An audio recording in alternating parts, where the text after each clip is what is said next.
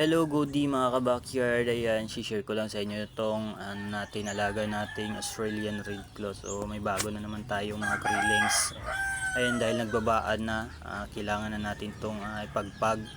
Hiwalay na natin yung nanay nila para malipat din natin sa medyo maluwang na lalagyan.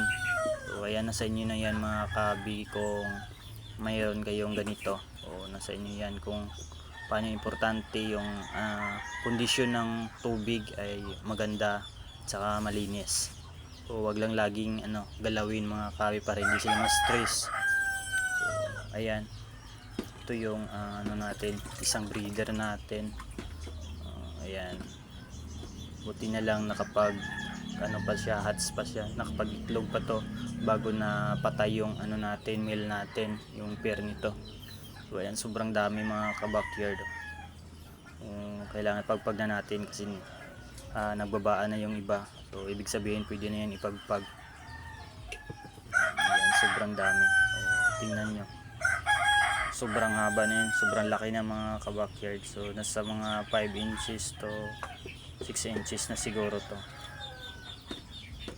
Ayan. So bagong blessing na naman sa backyard natin. Ayan, dito lang natin ipagpag para hindi tayo mahirapan paglipat mamaya. So lipat natin sa kabilang ref tub. So may nakahanda na tayong doon, stock water natin. So doon natin lalagay para medyo maluwang-luwang at malaki yung espasyo nila. So ayan, yan, kunin din natin yan. Ayan.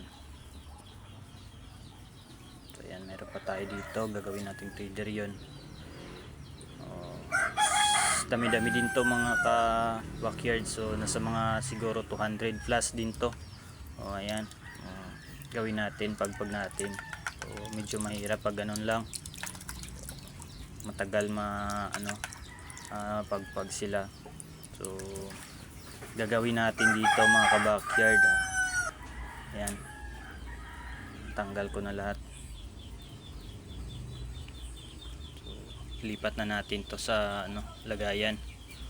Hiwalay na natin to sa mga krillings natin. So dyan na yan.